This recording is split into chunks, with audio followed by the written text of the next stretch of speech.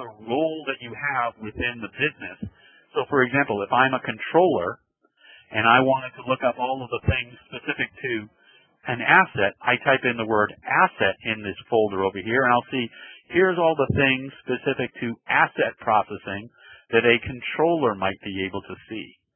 If instead I'm in the business and actually in the system as let's say I'm a payables manager, and I look at that particular role, I have a different set of metrics and KPIs that are displayed, but I can then say type in asset and see the list of things that a payables manager can do regarding an asset is a lot different than what a controller might have access to, which is different than what an asset manager may have access to. So if I take a look at my drop-down and take a look at an asset manager's view, I can see information specific to the asset types that are configured, the assets themselves, the asset costs, the asset books, all of those different things that are of display for an asset manager that has the same look and feel and the same ability of having drop-downs to perform different functions, but they all have this same ability to look at the drop-downs. They all have this concept of a tabbed view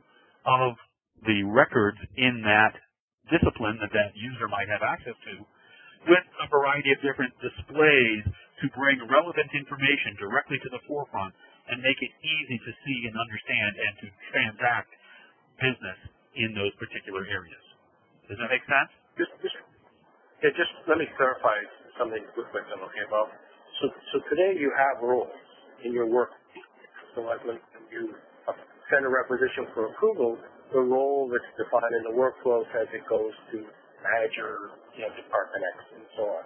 So that's in the workflow. In your security, we have groups, security groups, and security profiles that have naming conventions here. They kind of indicate your role, but the two are not linked today. Like you can really have roles that have completely different security. And you could change your job and still be tied to a role over here, and it isn't synchronized. They fixed that in CloudSuite. The role for security and the role for the workflow are the same one. So you really then go back and say, okay, what are all the jobs and positions that are defined in my HR system? That's where you start, right? You say, in my job system, what are the roles that I need to define in CloudSuite? And then we define all those roles. And what's really cool, is we actually use our own HR system in the system with those roles, so that when you terminate an employee in our system, all the security, all the workflow, everything goes away. You don't accidentally leave that on. So our HR system is the system of record for our roles and security. It's all synchronized in one place. That's the difference. So what it means when we migrate, we've got to actually find out, is it true that your workflow roles are your security roles? I know when we implemented here, we did our best to keep those two distinct. I have no idea after 25 years if that's still true or not. We'll have to find out. But in this system, it all comes back to one unit in the job and position, and I would strongly recommend you take whatever's defined in SAP as the definition for the role and responsibility, and we use that as the definition, a new definition in Smartsheet. And when you terminate in HR, in SAP, we can use IAM to notify us in CloudSuite to go into our HR component and shut it down. You can do that. And that will make sure nobody leaves without turning in their equipment, with their security, and we can do the equipment too.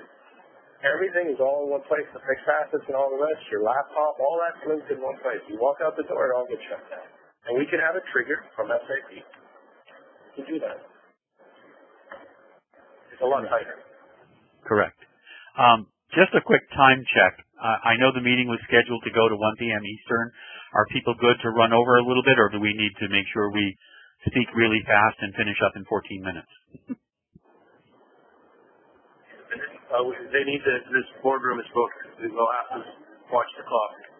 Okay, so we've got roughly 13 minutes to finish up what we're going to finish up. Yes, okay. Okay, so then, real quickly,